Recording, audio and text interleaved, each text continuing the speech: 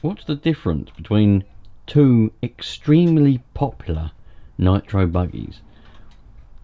Are there any differences? And are the differences important?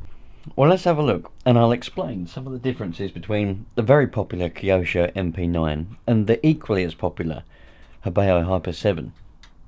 I think you'll find that there isn't many differences at all. Kyosho are still very much in the racing scene, whereas Hobao pulled out of racing because they launched an Hyper 9, I think it was, the Hyper 9, that wasn't particularly good in the racing field, so they come out of racing, but they still make loads and loads of cars, and Nitro cars in fact. And the Hyper 7, in my opinion, is one of the most popular buggies that they ever made. And for Kyosho, the MP9 was, well, probably one of the most popular buggies that they made. We had the MP7, 7.5, Neos and all those, but the MP9, although there is an MP10 and an MP11 now, but the MP9 extremely popular, and there's not even a lot of differences between the newer models of the MP9. So you'll see that they're both buggies, both the same size, both of them have the same size engine, Hyper 21 and a KE21. The Hobao engine is an extremely reliable engine, and it's got plenty of power. The KE21 from Kyosho is arguably, as all of these topics will be very arguable between different people, but there is no doubt the KE21 is an absolutely bulletproof engine. You can't, you'll be hard pressed to find a ready to run engine which is as bulletproof and as versatile as that engine. That particular engine has been drowned in a few ponds. It's been, well, every time I run it, I thrash the living daylights out of it, because it's just the way that I like to do things. Full throttle or no throttle. And this is fantastic still. You'll notice that Hobao, they put all of their experience into building the Hyper 7, which is why it's one of the most popular buggies they've ever made.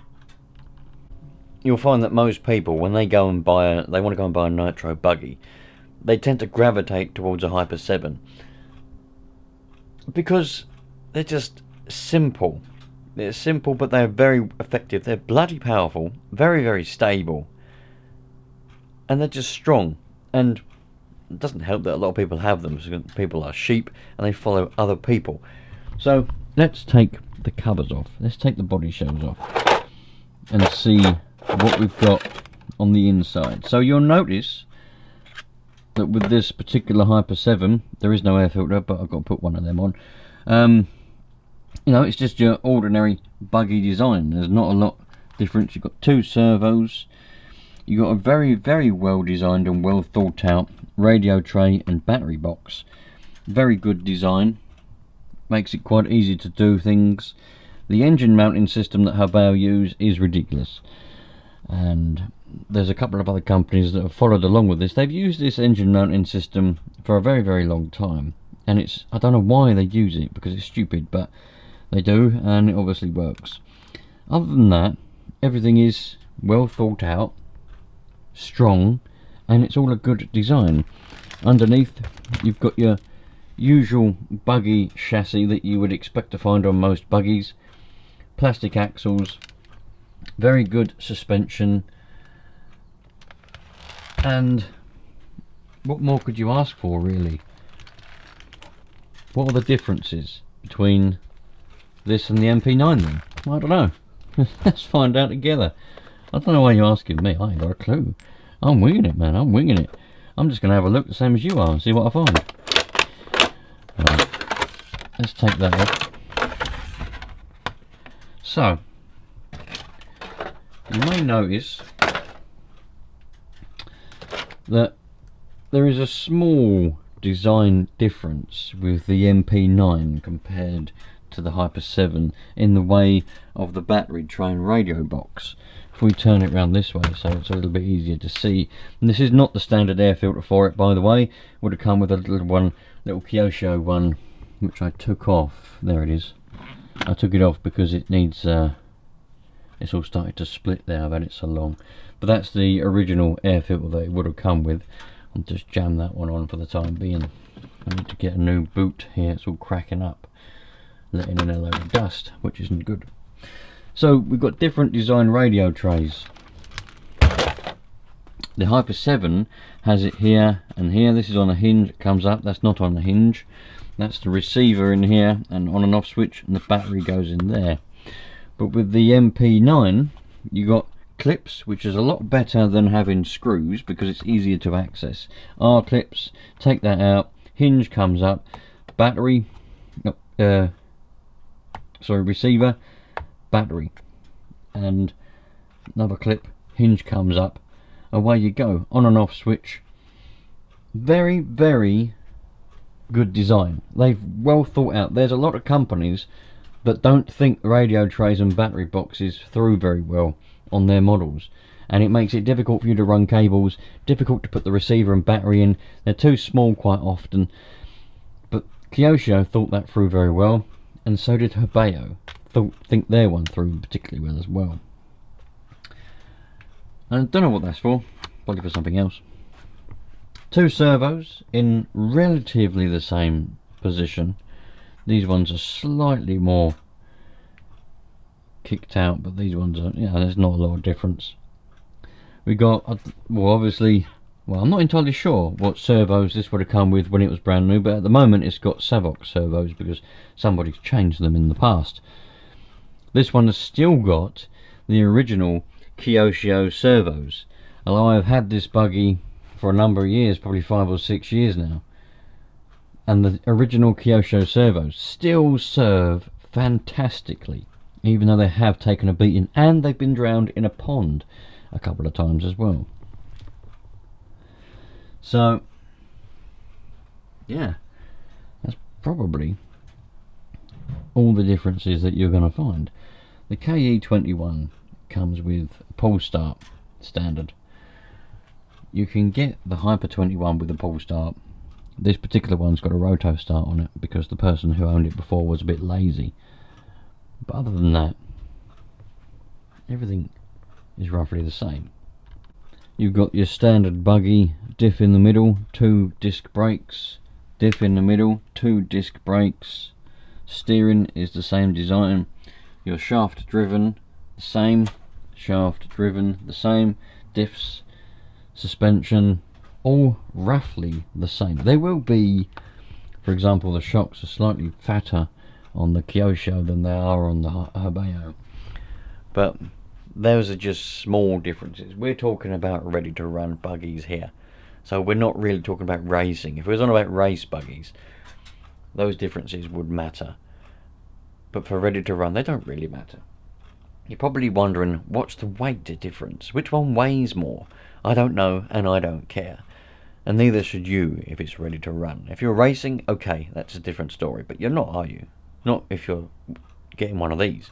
It's worth pointing out that you could get an MP9 kit, a race kit, which comes with slightly beefier components and doesn't come with an engine or servos or any type of electronics, receiver, etc., because you put those in.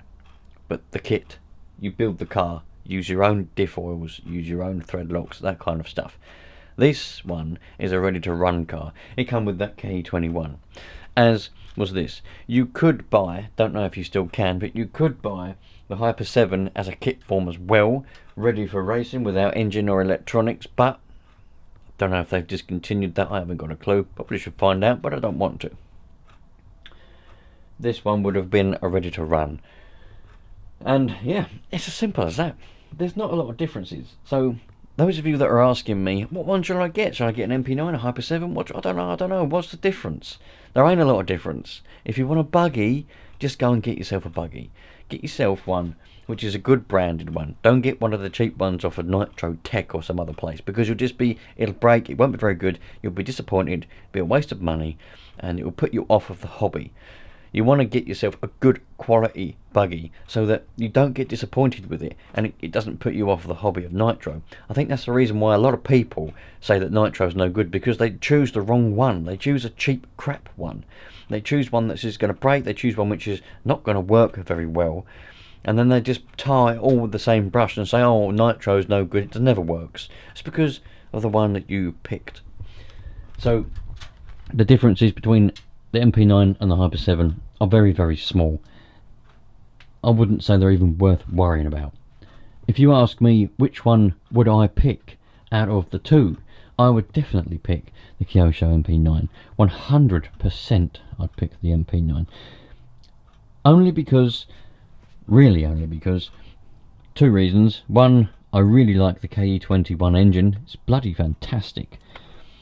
And I think that the radio tray and battery box is better designed. Although these are a good design, as I've said, but this is better designed. Your R-clips to hold it on. You haven't got to mess around undoing screws like you have on this one. But also, they're just a good size and it's easy to run the cable. I think it's good. I prefer that than the other one. So, yeah. MP9 and Hobao Hyper7. Which is better? I don't know. You tell me. Leave a comment. Tell me which one you think is better. Which design you prefer. Which engine you prefer. And just which brand you prefer. Because I like finding out stuff like that. I think it's absolutely fascinating. The ways and things that people prefer about others. Anyway, you lot. Hopefully that's provided some kind of insight into the differences, because that's a very common question that I get asked all the time. What's the difference between these two? I've done a difference between a T-Max and a Savage video. Everyone was asking me, what's the difference between a T-Max and a Savage anyway? So I had to go and do a video on that, which was quite fun. Now we've had a video, there we go, the differences between two very popular Nitro buggies, MP9, Hobao Hyper7. Which one have you had, which ones have you got, and what do you prefer? And also, where in the world are you? Thanks for watching, I'll catch you later on.